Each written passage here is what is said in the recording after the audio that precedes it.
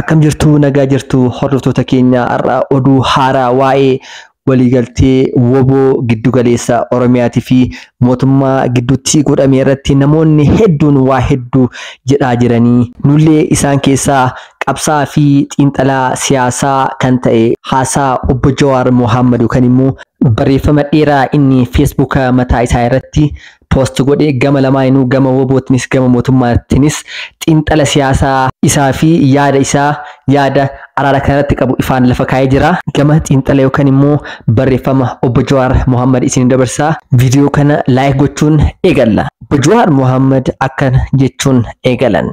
Hamma caamsa bara 2024tti ajajaa woboo zoonii giddu galeessaa kan ture Sanyii Nagaasaa mootummaa waliin ifatti waliigaluun kaleessa gabaafameera. Qabsaan gamees kun erga jaallan kaleessa waliin ture waliin itti fufuu dadhabee boonna biraa uume obboloota isaa waliin wadajjeesuu manna galuuf murteessuun isaatti galatatu malaaf. Garuu ammoo tarkaanfiin kun akka waan wal waraansa Oromiyaa keessa dhaabsisuu danda'utti fudhachuun dogongora jechuun eegala obbo Jawaar Mohammad. Qondaalonni ABO yookaan woboo mootummaan waliigaluun kun taatee amma duras agarre. Ta'us nagaa buusuu irratti bu'aa abdatame hin argamsiifne. Fakkeenyaaf bara 2018 hayyuu durii ABO Daawud Ibsaa loltoota 1,300 ta'an Eertiraa irraa galchuun mootummaatti dabarsee kenne. Garuu ammoo ji'oota muraasa booda loltoota kana keessaa hedduun kaampii mootummaatti baduun humna woboo xinnaa bosona lixa Oromiyaatti hafe kan Marroo Dirribaan hoogganamutti dabalamuun daran cimsan.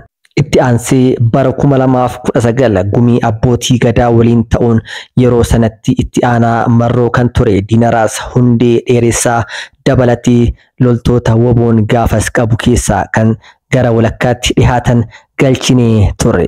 Ta'us sochii woboon bosonatti hafe danquu manna baroota itti aananitti lakkoofsi loltoota fi lafti keessa socho'an dachaan dabale. Haaluma wal fakkaatuun bara 2021tti ajajaa woboo zoonii kibbaa kan ture Gollicha Dheengee mootummaatti harka kennate. Kunis akka mootummaan abdate sochii zoonii sanii laafisuu hin dandeenye.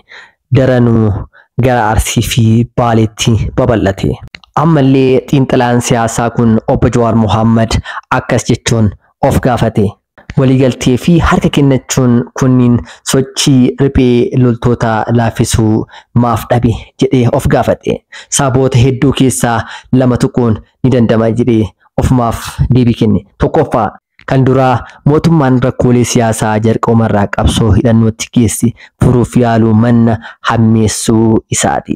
Hacuucaan lammiilee jumlaan hidhuu fi ajjeechan hammaachuun warri hidhate hiikkachuu dhiisi dargaggeessi qeetti hafiiyyuu gariin xiiqin kun ammoo lubbuu of baraaruuf bosonatti akka nama'u taasise. Kan lammataa mootummaan waadaa hooggantoota fi loltoota lola dhaabuuf walii galaniif seene guutuu dhabuu isaati jedha obbo Jawaar Mohammad.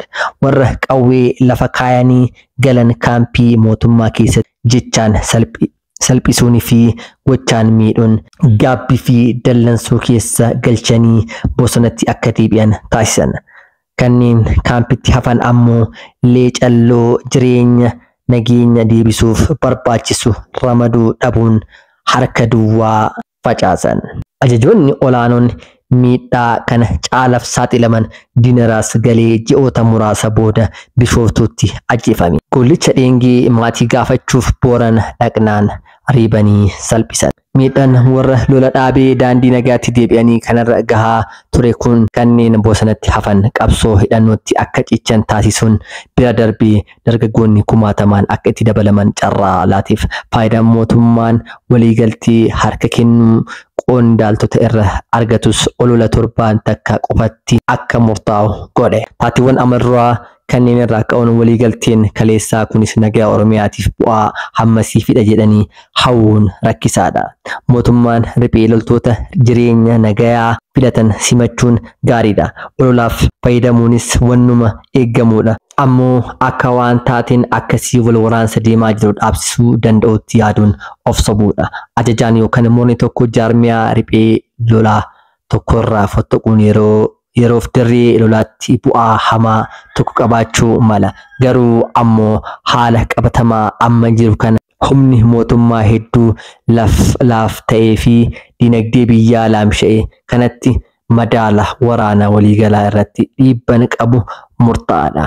Jaarmiyaa riphee lolaa guutuu waliin mari'achuu manna ajjaa tokko murna xinnaa hawwachuu irratti fuulleeffachuun nagaa waaraa buusuuf danqaa hedduu uuma. Gara fuulduraa mootummaa fi riphee lolaa bosonatti hafee jidduutti marii araaraa gochuuf wal amantaa akka hin jiraanne taasisa.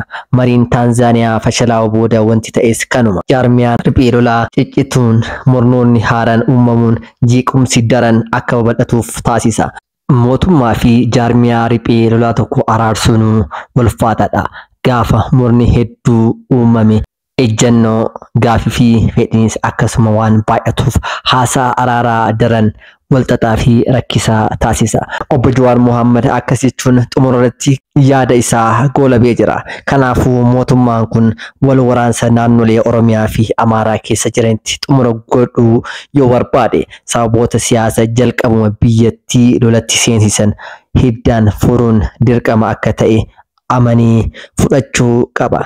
Kanaan ala karaa qaxxaamuraan Itoophiyaa nagaa waaraatti geessuun hin danda'amu jechuun Obbo Jawaar Mohaammed yaada bal'aa fi dheeraa ta'e karaa Facebook isaatiin post godhee jira jechuudha. Yaada bilchaata fi bu'aa qabeessa natti fakkaata.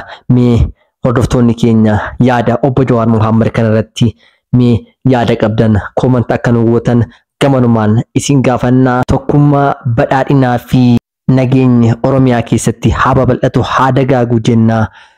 Namoonni YouTube kanaaf haaraa taatan like, share, subscribe gochuun maatii keenya ta'uudhaan taatiiwwan bashannansiisoo, barsiisoo fi oduu haaraa ta'e argachuu dandeessu jenna. Galatoomaa.